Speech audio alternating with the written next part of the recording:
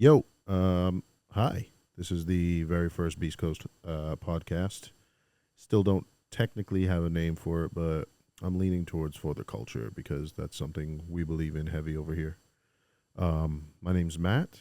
I am one of the original creators of Beast Coast. I've been running it since 2011. That's when we first started. And yeah, we've got another partner here, Jake. He's not physically here on the podcast with us today, but um, he does run Beast Coast with me. So yeah, but for this first episode, I just wanted to give everybody kind of like a little intro to who I am. Eventually, we'll get Jake on here too. He will let you know who he is, why I started Beast Coast, where we're at, what we're doing, why we're doing it, and yeah. So I'm thinking we're going to call this For the Culture, but we'll decide that a little later. And yeah, so Beast Coast started back in 2011, but it actually kind of started a little bit before that. So when I was in high school, uh, a lot of you will remember like the joy of car magazines. And so I would always pick up car magazines, whether it was like Import Tuner, Super Street. There was so many cool ones. We used to also get some of the rare ones from overseas, which was really cool. But yeah, and I don't know. I got fixated on wanting to do my own magazine. Which, when you're a kid in high school, you have some kind of like crazy ideas, but there's something to it, and so I wanted to pursue it. What I did then was I got a couple friends together that bought in on the idea of what I wanted to do. And so we went to a local shop that I would go to from time to time called Prospec Autosport. They're in Quincy, Massachusetts. They're still open, still going strong. And I haven't been there in years though. But shout out to Andy. So I walked in and I said to Andy, I said, "Listen, man, like I know I'm a 16-year-old kid, but I would like to start an automotive culture magazine." Um, and I literally was like, "Hey, you want to give me some money so I can start it?" Not knowing what the hell I was doing, right? So Andy, straightforward, he said, "Get me something concrete, put the magazine together, um, and come to me, and we'll talk about it then." And I was like, "Okay." But when I left, I felt like I was like, "Oh, I didn't even think of this." And Andy, being a businessman, like he was thinking of it from a business standpoint, whereas I was just like a kid that wanted someone to fund what I was trying to do. And I don't think that Andy was not into the idea. I think he was into the idea, but he needed, obviously, as a business investment, he needed to see solid, uh, some solid, like something solid that he could buy into and want to invest in. So, with that being said, I just I went back to the drawing board and I was like, okay, that didn't go how I wanted. Which honestly, looking back on it now, I would have said no too. I would have probably been like, I'm interested and like, please like stick with this. This is a cool idea, but I don't think I would have like just said, oh yeah, here's $1,000. You know what I mean? But so I was still pretty hungry, and then at that time, the print was like starting to die, as you can see today. Like, unfortunately, there's not many. We don't really pick up car magazines anymore. We usually look at cars through social media and all that stuff. And social media was just kind of becoming a thing back then. And so I was like, you know what? I think I'm just gonna try and do it like a blog. And so I did. And there was a few other people that were supposed to be involved as like the kind of like a year later, and I was really trying to figure out what I wanted to do with it. And so my buddy Vachette was like, "Hey man, I'm in. Like, let's do it." And always had like a good business mind. Um, he's an engineer, so like he thinks things through things like real logically and whatnot. So him and I just kind of dove into it. We started hitting shows and events together, and we were having like a lot of fun. And so I was taking pictures and putting them online. And then I personally had always had a knack for writing. So I started taking photos and then doing like event coverage. And little did I know that the event coverage would kind of start blowing up. I was kind of just like, oh, cool, whatever, event pics. And they did pretty well. I was still like editing them. I wasn't just kind of throwing event pics up just to throw them up. I was putting some effort into it. And I think people saw that. So, uh, so that was going well. And then we decided to start doing features and we started to go to, more events and whatnot. And Beast Coast started doing well. And then we were like, you know what, let's put some t-shirts out. People wanted them. And I remember our first t-shirts were pretty bad. The ideas were there. The ideas were cool. But they were pretty bad. We had one that was like, it was like Element of the East, and it was like the periodic table, and we basically were saying like Beast Coast to BC was an element that belonged on the scientific like periodic table. It sounded cool back then. The shirts were okay, but when I look back at them now, I'm like, ugh. But yeah. So um, we started putting out tees and stuff like that, and that was fun. And then for some reason, when we put out hoodies, it just kind of blew up. Like our hoodie, we sold so many hoodies, and people really loved them. And then Vachette and I were like, oh man, we're on to something. So I started getting better and better at photography. Vachette was managing like a lot of the business stuff, trying to figure out what events we were going to, and we just were going. And we would put out event coverage all the time, and then I started shooting like more features, and we started getting a lot of traction on the website. And again, him and I were just like, man, like this is going a lot better than we thought. We just kind of were going to document this stuff, and people are really digging it. And so eventually, fast forward a few years, everything was going good. We decided, you know what, like I want to start holding my own meet, our own meets. So we started these Shipyard Wednesday meets, which were amazing. Anybody who was involved in those knows how cool those were. They lasted for probably about a full year, maybe a year and a half. I can't remember. Just obviously in spring, summer, but that was at Hingham Shipyard. That was really cool. We would, I think we'd pull maybe a couple hundred cars, maybe between 100 and 200 cars every Wednesday. And that was cool. And the scene was kind of still not what it is today. It was pretty small. So we were able to have these meets relatively like safely, like nobody really messed it up. There was one kid one time who ruined it, but this was just like, it was fun. It was a midweek meet by the water with plenty of food and stuff like that nearby. And it was awesome. We had a lot of fun. Eventually, the MBTA kind of came down on us, and they were like, listen, we can't have this here. And unfortunately, that was the end of the Hingham Shipyard meet. So Vachette and I were like, okay, well, what's next? Like, we should keep doing this. People are supporting us. We should keep doing events. And I, at the time, had always just been like, we're missing something here in New England. Like, there's a lot of cool cars, but there's not enough focus on quality. And I guess I'm going to dial back just for a second and recall that when I started Beast Coast, when Vachette and I started Beast Coast, we both agreed that the East Coast gets really no love. And so that was our thing. We were like, okay, I think we should focus on the East Coast. We'll start in New England. We'll focus on the East Coast. And we'll show these motherfuckers that, like, we have some fire cars here, right?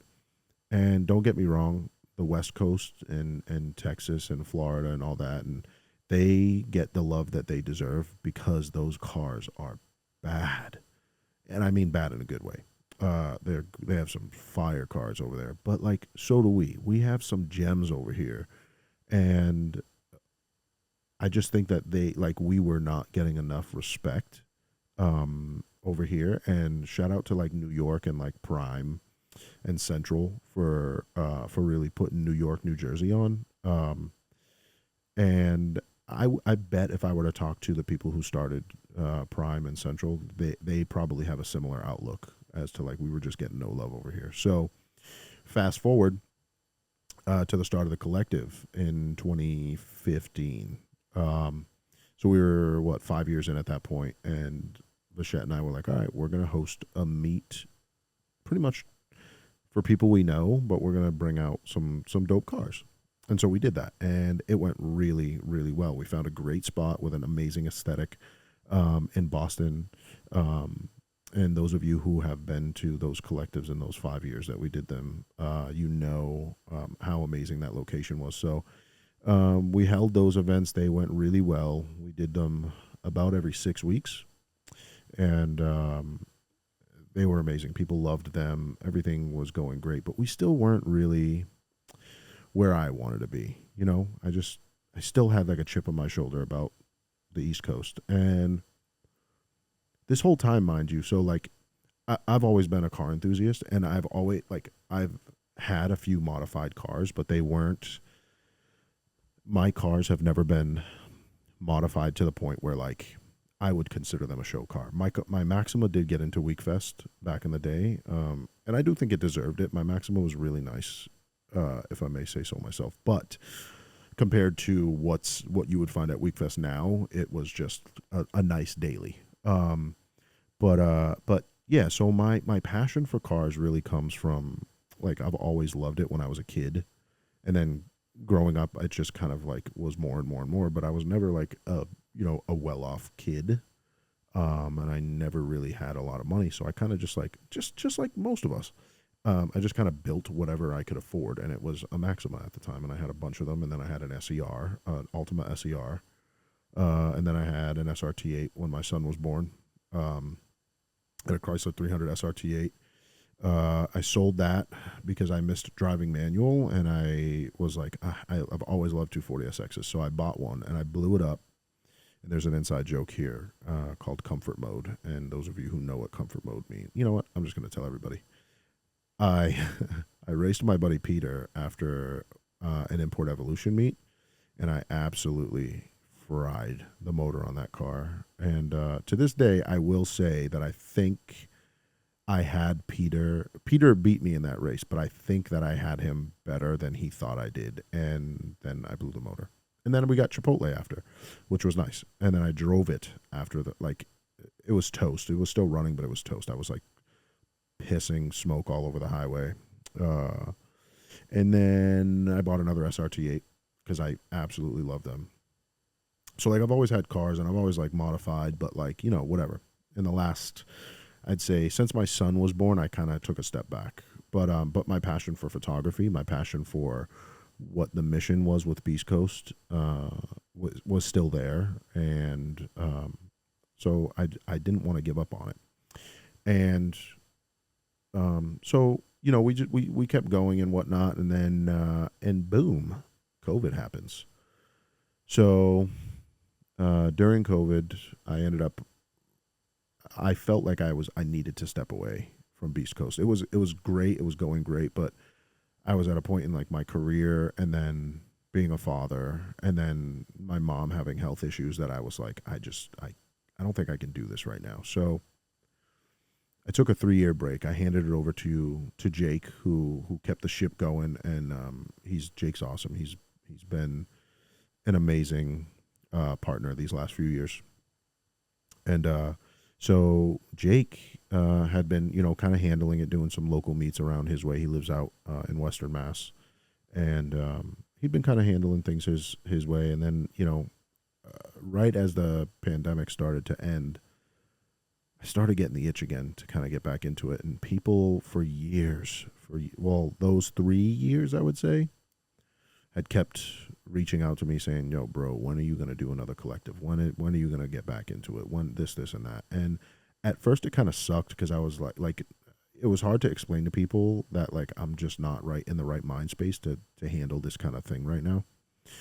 And I also am not the type that wants to disappoint people. So that was kind of rough, but I know that they were saying it from a place of like just wanting to see Beast Coast continue to succeed. And so I kind of spoke to Jake like over the winter, this past winter, and I was like, listen, bro, like, I think I'm ready. I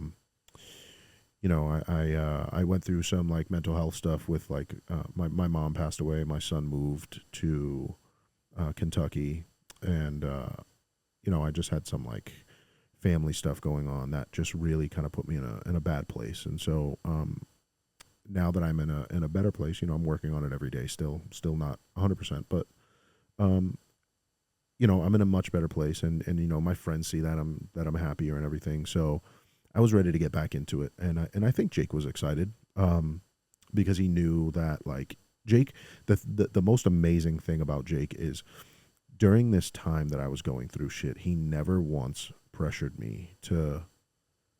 He wanted me to stay involved, but he didn't pressure me because he knew what I was going through.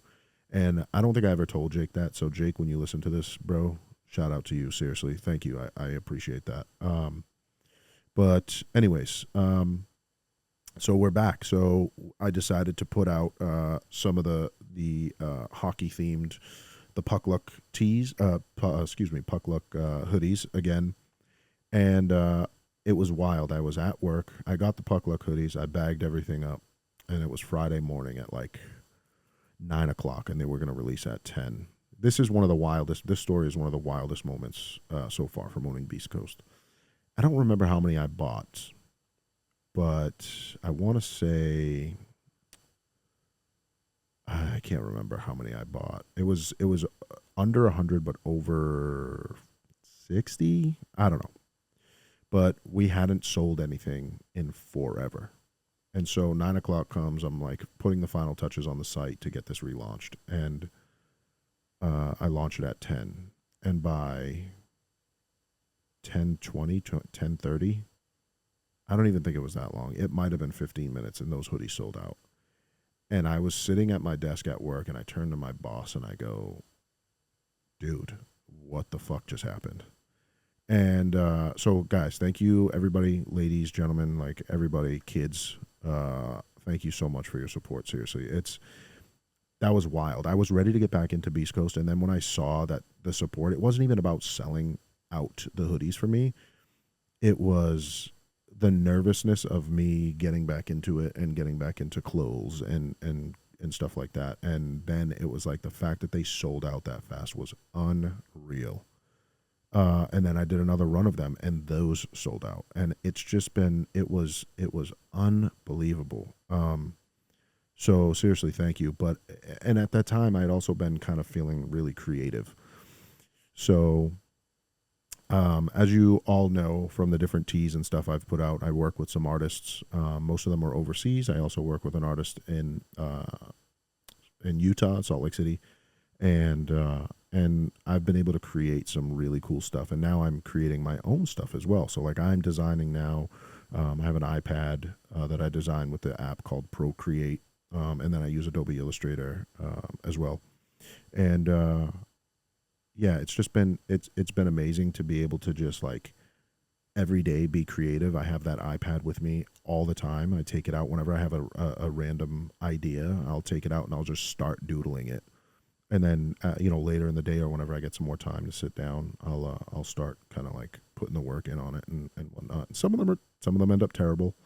Some of them are great. But I have a phone full of ideas in my notes for stuff to drop that I know people will love, and you guys are super supportive. And I'm having the most fun creating and designing for Beast Coast that I've ever had. And the mission statement is still the same. We're here to protect the culture. We're here to like move the culture forward.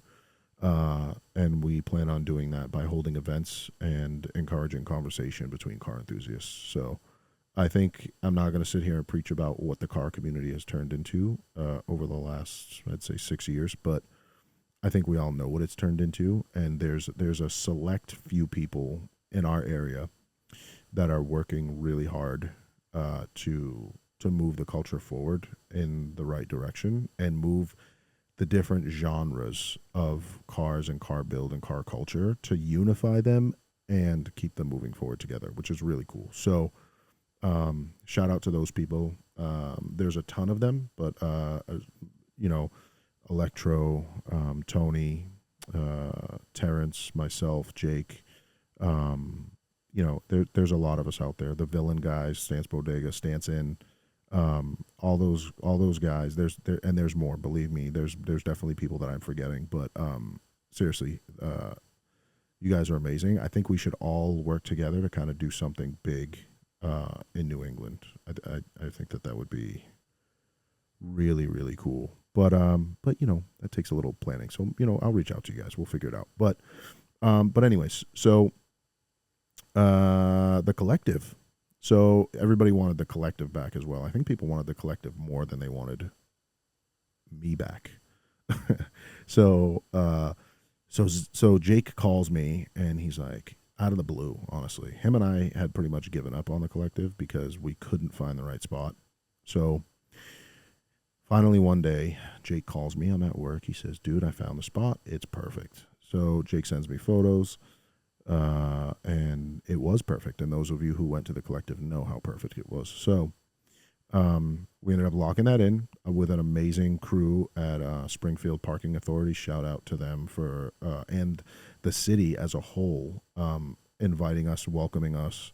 The mayor welcomed us. The event planning welcomed us, which was amazing. So shout out to Springfield and Springfield Parking Authority for having us. I appreciate that.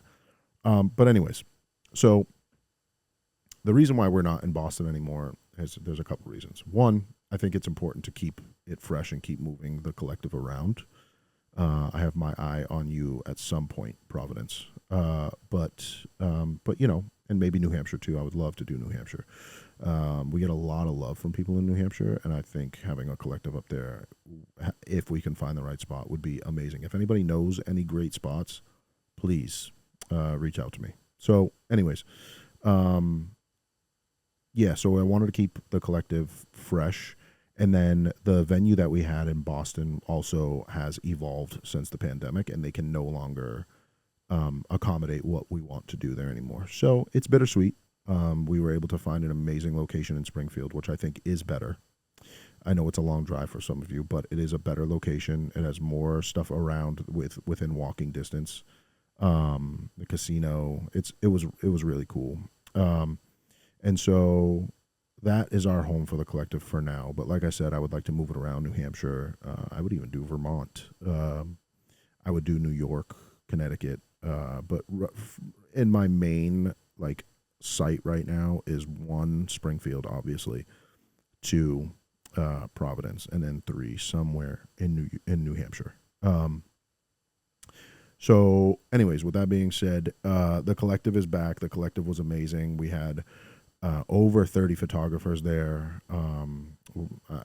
I've actually been slacking on getting some of those photos set up onto our website, but I think that's going to be a project for fall winter. I'm going to get the website started back up again, and then the goal is to bring back features. Nobody's putting out any good features anymore. Some of the best out there. Can I beat? You don't see them putting that stuff out anymore, and I really miss it. And I think people are hungry for quality content. We can only get so much off of Instagram and TikTok and all this fun stuff like that, and it's cool, but my goal is to give you guys substance. I want to give you guys real write-ups, real content, real photos, real video, all that stuff.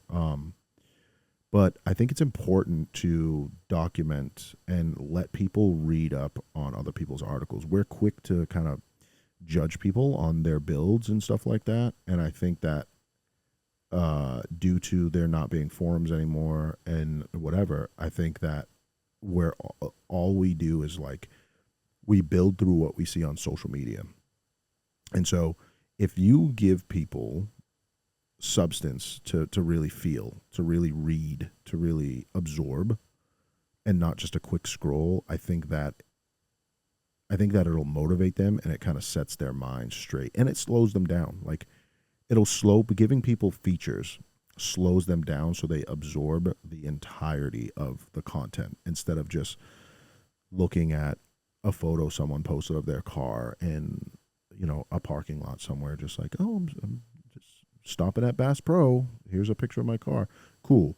No, let's like dive in. And there's a space for that. Don't get me wrong. Like we like seeing the updates. We like seeing what other people have going on. It's cool. But I want to give substance. And so I plan on getting back to doing more of that. And by the way, any photographers or videographers that would like to create some content and whatnot, shoot me a message. I would like to compensate people for their time. I don't know if we're at that point yet, as we're still trying to kind of like rebuild Beast Coast. But that is in the plans for the future. I don't know if it'll be like $100 a feature or something like that. But yeah, that is in the plans. So, but we can talk about it. So anybody who wants to contribute to Beast Coast in any way, please just reach out to me. Let's keep this thing going. And yeah, so the plan for the future is to keep the collective going, continue putting out cool shit. As far as clothing and stuff like that, I am right now what I'm working on for clothing. Jake gave me an amazing idea for a Nirvana themed T-shirt, which I posted on my Facebook. And so we're going to be doing that. But first, we're dropping some minimalist. I think I'm going to call the hoodie minimalist. We're going to drop some minimalist hoodies with like using a high quality garment, brand new garment on the market. Brand new hoodie on the market, drop shoulder, oversized fit, really, really, really nice hoodie, super soft, great color, and so we're gonna drop those soon. I'll have hopefully I'll have those within a week. So by what's today, September 14th. So hopefully by like the 20th or something like that, these should be available. So. And then we're going to do the Nirvana tee. I'm going to do some more Thank You for Staying stuff, probably puff print on crew necks. We have the Halloween drop. I know people have been asking me about Valentine's Day. So I may re-release last year's Valentine's Day because I know a lot of people didn't get them. And I actually, to be completely upfront, was not super happy with the garment, but I think it was the only one that was available in the pink that we had it in. And then, yeah, I'm working on jackets. We're working on dog scarves or dog bandanas, whatever you want to call them. I've got some kid stuff lined up, still in the works, but like I have a few designs just kind of sitting. It's just hard. Kids' clothes are really hard. That's something I'm learning. And this whole process still of doing clothing is like it's still a learning process for me. I know a lot now, but I still, you're always learning, trying to see what's new, what kind of new materials are out, what kind of new garments are out, what's popular, what's not popular, stuff like that. So shout out to the people that we've been working with, Image Print House, Zach, love you, dude, and the homies at AWOL. Brad and his wife at AWOL. Thank you for the hats and the new Grizzly tees. Appreciate that. They came out amazing. And then we're going to start working again with my favorite printer from back in the day, Strange Planet Printing. They used to be out of Easton, but they're now in Bridgewater. AWOL is in Waltham, and Image Print House is in... I always want to say Holyoke, but I know Zach is going to kick my ass. It's in, it's out in Southbridge. I know that's wrong. I need to Google it because I know Zach is going to kick my ass if and when he hears this. Let me just Google Image Print House. I'm on my iPhone now because everybody knows Southwick. Okay. Image Print House is in Southwick, Mass. Great print shop. Zach is upgrading from a 6-color to an 8-color screen print, so you guys can hit him with all your high color quantity, whatever designs. But anyways, that is probably about it for the first podcast. I know this one was only an hour.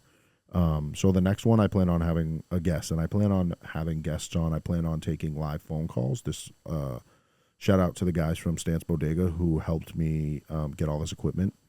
And so I'm using a Rodecaster Pro with a Shure SM7B mic.